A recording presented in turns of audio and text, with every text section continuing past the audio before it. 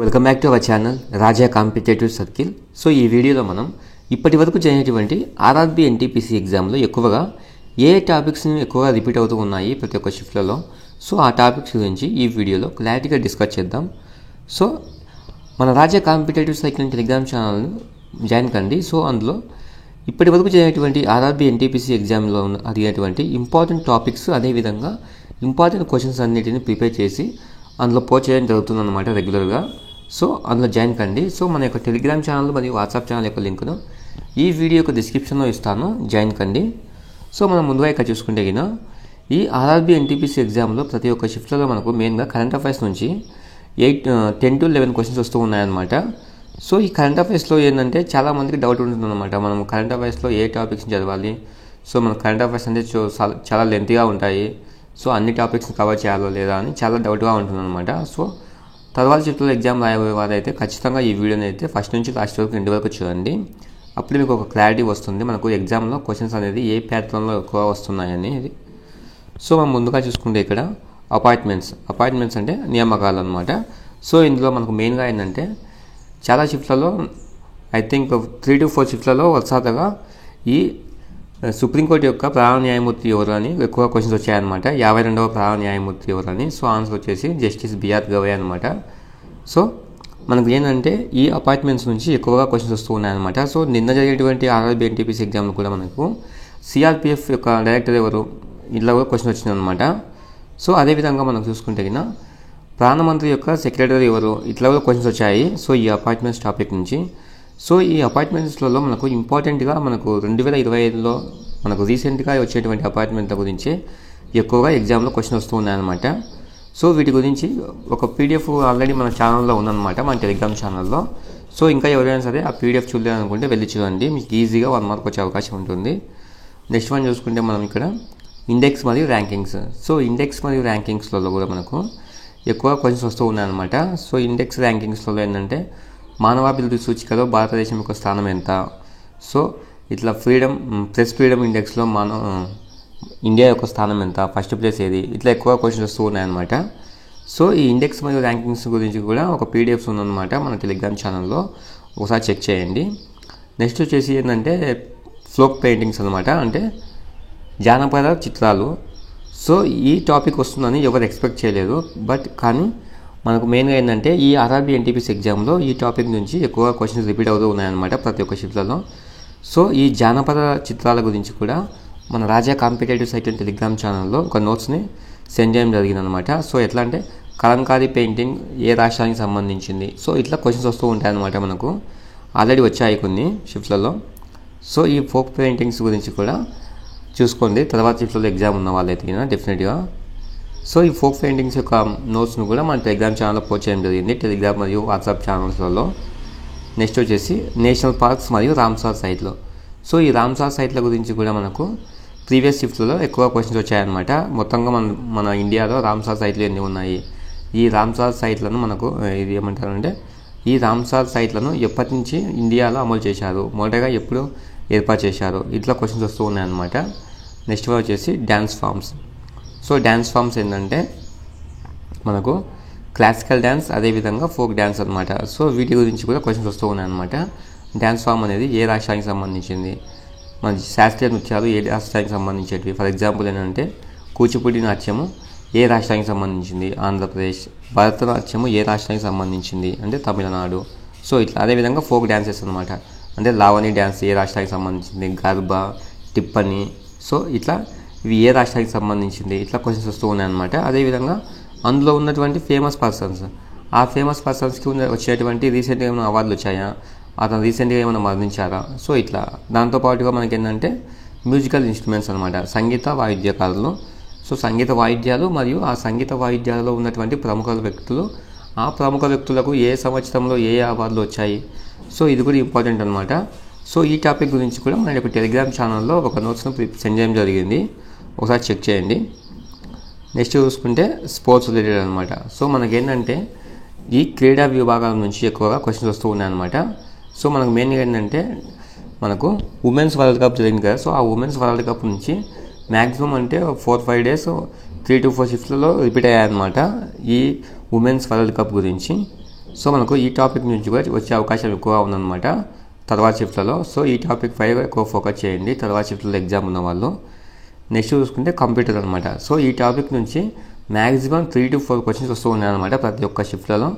So ఈ computer గురించి కూడా ఆల్రెడీ మన ఛానల్లో ఒక వీడియో చేశాను, లేదంటే కింద ఆల్రెడీ మన టెలిగ్రామ్ ఛానల్లో కూడా ఆ కంప్యూటర్కి సంబంధించినటువంటి ఇంపార్టెంట్ షార్ట్కట్ కీస్ ఏమిటి, అదేవిధంగా ఇంపార్టెంట్ ఫంక్షన్ కీస్ ఏమిటి, ఇంపార్టెంట్ అబ్రివేషన్స్ ఏమిటి, సో ఇట్లా అన్ని క్రియేట్ చేసి మన యొక్క టెలిగ్రామ్ ఛానల్ ఒక పీడిఎఫ్ సెండ్ చేయడం జరిగింది. అదేవిధంగా మన యూట్యూబ్ ఛానల్లో కూడా ఒక వీడియో చేయడం జరిగింది అనమాట. ఇంకా ఎవరైనా చూడలేదనుకుంటే వెళ్ళి చూడండి, మీకు యూజ్ అవుతుంది.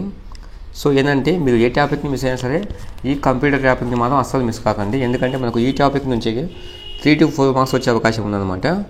సో ఎట్లా అంటే ఈ కంప్యూటర్లో మనకు ఇన్పుట్ డివైజెస్ ఏంటి, అవుట్పుట్ డివైజెస్ ఏంటి, అదేవిధంగా ఈ కంప్యూటర్లో ఉన్నటువంటి ఇంపార్టెంట్ అప్లికేషన్స్ ఏంటి. ఫర్ ఎగ్జాంపుల్ ఏంటంటే వ్యాన్ అంటాము, WAN world area network, LAN local area network, అదేవిధంగా URL అంటే ఏమిటి, యూనిఫామ్ రీసోర్స్ లొకేటర్. ఇట్లా మనకు ఈ కంప్యూటర్కి సంబంధించినటువంటి ఇంపార్టెంట్ అప్లికేషన్స్ కూడా మనకు చాలా ఇంపార్టెంట్ అనమాట ఈ RRB NTPC ఎగ్జామ్లో. సో ఈ టాపిక్ పైన కూడా ఎక్కువ ఫోకస్ చేయండి. నెక్స్ట్ చూసుకుంటే రీసెంట్గా వచ్చేటువంటి పుస్తకాలు, వాటి యొక్క రచయితలు ఎవరు, సో రీసెంట్ బుక్ ఆథర్స్ అనమాట. ఈ టాపిక్ నుంచి కూడా ఎక్కువ క్వశ్చన్స్ వస్తూ ఉన్నాయి మనకి. నెక్స్ట్ వన్ అబ్రివేషన్స్ అనమాట. సో ఈ అబ్రివేషన్స్ నుంచి కూడా మనకు ఎక్కువ క్వశ్చన్స్ రిపీట్ అవుతూ ఉన్నాయన్నమాట ప్రతి ఒక్క షిఫ్ట్లలో. సో ఈ అబ్రివేషన్స్ గురించి కూడా చూసుకోండి. నెక్స్ట్ వన్ ఎన్విరాన్మెంటల్ ఇష్యూస్ అనమాట. సో ఎన్విరాన్మెంటల్ ఇష్యూస్ అంటే పర్యావరణానికి సంబంధించినటువంటి ఇష్యూస్ అనమాట. సో వీటి గురించి కూడా మనకు క్వశ్చన్స్ వస్తూ ఉన్నాయి. నెక్స్ట్ వన్ ఇంపార్టెంట్ సమ్మిట్స్ అనమాట. సో ఈ సమ్మిట్స్లో కూడా మనకు bricks summit, G20 summit. So ఎట్లా అంటే ఈ G20 సమ్మిట్, G7 సమ్మిట్లలో ఏ దేశం ఉంది, ఏ దేశం లేదు, ఇట్లా కూడా క్వశ్చన్స్ వస్తూ ఉన్నాయన్నమాట. సో ఆ దేశాలు మనకు గ్రూప్ ఆఫ్ 7లో ఏ దేశం ఉంది, ఇండియాకు స్థానం ఉందా లేదా, సో ఇట్లా కూడా మనం ప్రిపేర్ కావాలన్నమాట. సో వాటి గురించి కూడా ఎక్కువ క్వశ్చన్స్ వస్తూ ఉన్నాయి మనకి. నెక్స్ట్ వన్ UN ఆర్గనైజేషన్స్ అంటే ఐక్యరాజ్య సమితికి సంబంధించినటువంటి ముఖ్యమైనటువంటి సంస్థలు మరియు వాటి యొక్క హెడ్ క్వార్టర్స్ ఎక్కడ ఉన్నాయి, అంటే వాటి యొక్క హెడ్ క్వార్టర్స్ ఎక్కడ ఉన్నాయి, వాటి యొక్క చైర్మన్లు ఎవరు, సో అవి ఎప్పుడు ఎస్టాబ్లిష్ చేశారు. సో వీటి గురించి కూడా క్లారిటీగా చూసుకోండి తర్వాత షిఫ్ట్లో ఎగ్జామ్ ఉన్న వాళ్ళు. నెక్స్ట్ వన్ వచ్చేసి రాష్ట్రాలు, ఆ రాష్ట్రానికి సంబంధించినటువంటి ముఖ్యమంత్రులు, ఆ రాష్ట్రానికి సంబంధించినటువంటి గవర్నర్ ఎవరు. సో ఈ టాపిక్ నుంచి కూడా మనకు ప్రతి ఒక్క షిఫ్ట్లలో ఒక క్వశ్చన్ అనేది రిపీట్ అవుతూ ఉంది. ప్రీవియస్ షిఫ్ట్లో ఏంటంటే జార్ఖండ్ యొక్క గవర్నర్ ఎవరు, మధ్యప్రదేశ్ యొక్క గవర్నర్ ఎవరు, ఉత్తరప్రదేశ్ యొక్క గవర్నర్ ఎవరు, సో ఇట్లా మనకు క్వశ్చన్స్ రిపీట్ అవుతూ ఉన్నాయన్నమాట. సో బండారు దత్తాత్రేయ ఏ రాష్ట్రానికి సంబంధించిన గవర్నరు అంటే హిమాచల్ ప్రదేశ్. సో ఇట్లా మనకు క్వశ్చన్స్ వస్తూ ఉన్నాయన్నమాట ఈ రాష్ట్రాలు మరియు వాటికి సంబంధించినటువంటి ముఖ్యమంత్రులు మరియు గవర్నర్ల గురించి.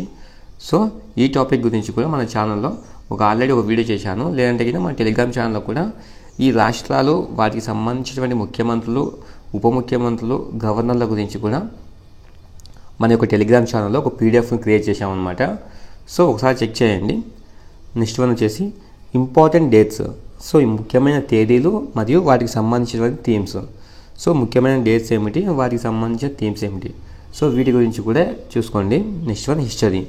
సో హిస్టరీలో ఏంటంటే మనకు మెయిన్గా మొఘల్ సామ్రాజ్యం. సో ఈ మొఘల్ సామ్రాజ్యం నుంచి మనకు ఖచ్చితంగా ఒక క్వశ్చన్ వస్తుందన్నమాట మనకు మధ్య భారతదేశం నుంచి. ఈ మొఘల్ సామ్రాజ్యానికి సంబంధించినటువంటి క్వశ్చన్స్ అనేది రిపీట్ అవుతూ ఉన్నాయి. బాబర్, హుమాయూన్, అక్బర్, జహంగీర్ ఇట్లా వీటి గురించి ఎక్కువ క్వశ్చన్స్ వస్తూ ఉన్నాయన్నమాట. వారి యొక్క రచనలు ఏమిటి, వారి యొక్క సమాధులు ఎక్కడ ఉన్నాయి, సో వారు ఏ యుద్ధాల్లో పాల్గొన్నారు, ఆ యుద్ధంలో ఎవరు గెలిచారు, ఆ యుద్ధాలు ఏ సంవత్సరంలో జరిగాయి, సో ఇట్లా అనమాట. Next one Harappa civilisation. So Harappa నాగరికతలో మనకు ఎక్కువగా ఎక్కడెక్కడ ఏ వస్తువులు మనకు బయలుపడ్డాయి, సో లోతాల్లో మనకి ఎట్లా అంటే లోతాల్లో ఏముంటుంది, సో మనకు ఏమంటారంటే బియ్యపు గిన్నె ఎక్కడ దొరికింది, సో ఇట్లా మనకు ఎక్కువ క్వశ్చన్స్ వస్తూ ఉన్నాయన్నమాట ఈ హరప్పా సివిలైజేషన్ నుంచి. సో ఈ సివిలైజేషన్లో మనకు ఎట్లా అంటే హరప్పా నాగరికతలో ఎక్కువగా క్వశ్చన్స్ వస్తూ ఉన్నాయన్నమాట ప్రతి ఒక్క షిఫ్ట్లలో మ్యాక్సిమం.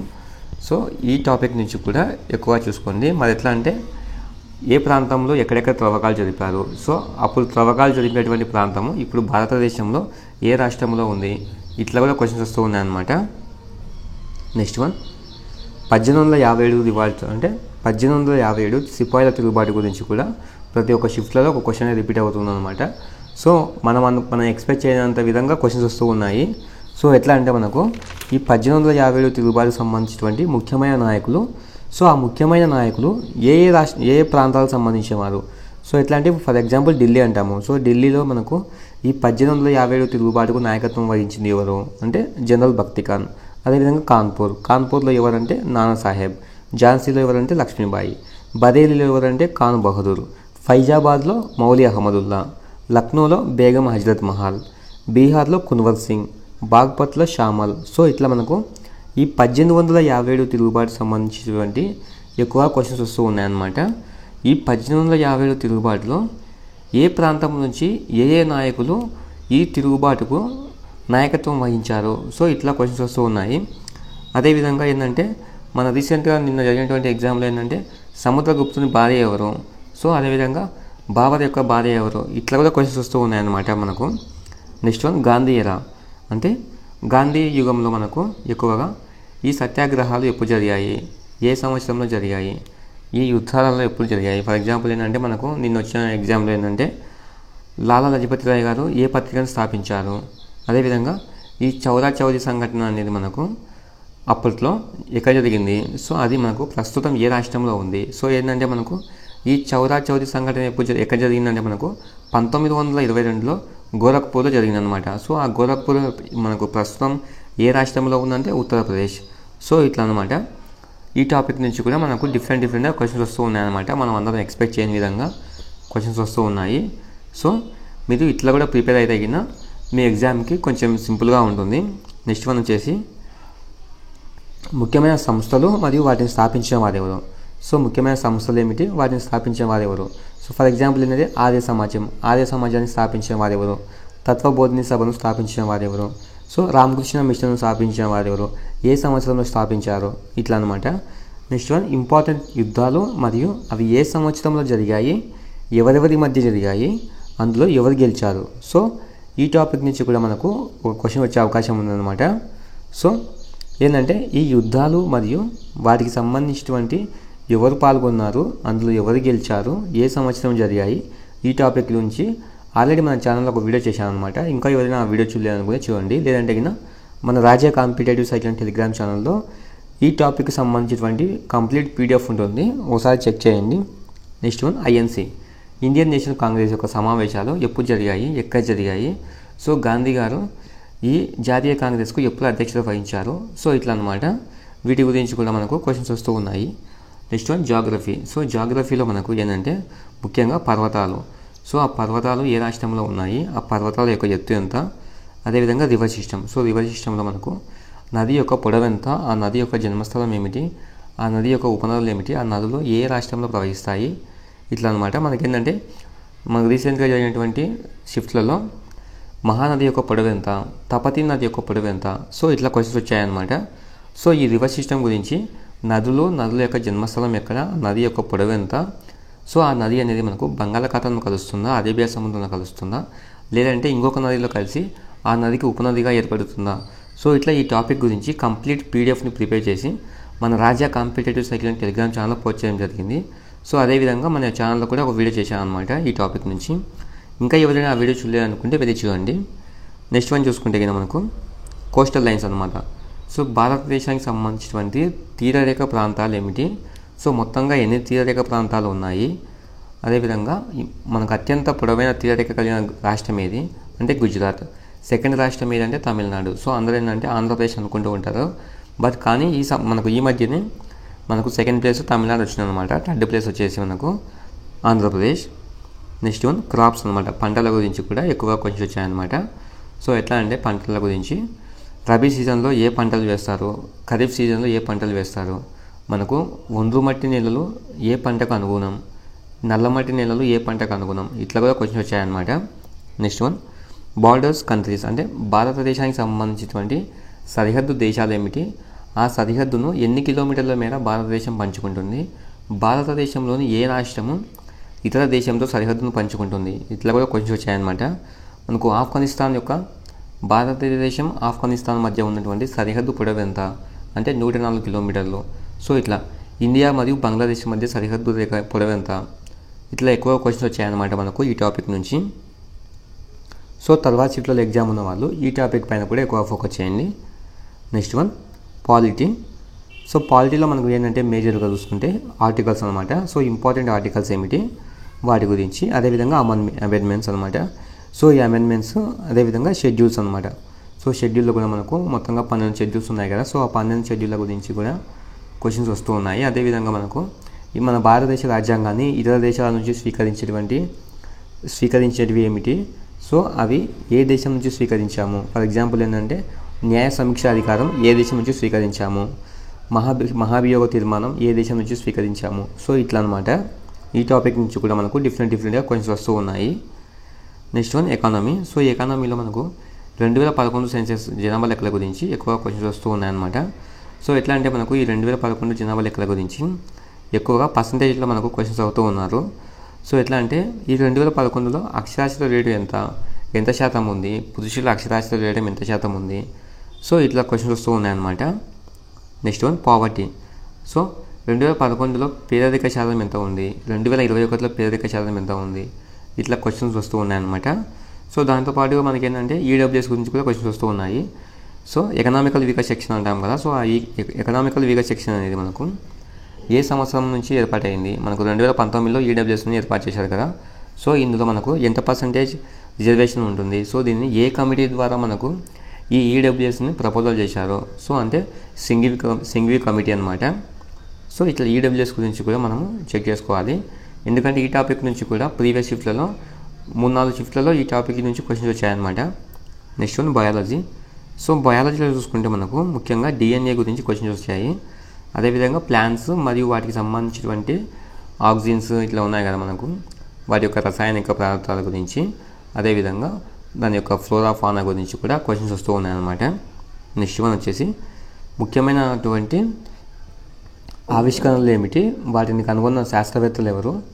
అదేవిధంగా చూసుకుంటే హ్యూమన్ అనాటమీ, హ్యూమన్ ఫిజియాలజీ అంటే మానవ శరీరం యొక్క అనాటమీ మరియు ఫిజియాలజీ గురించి క్వశ్చన్స్ వచ్చాయన్నమాట.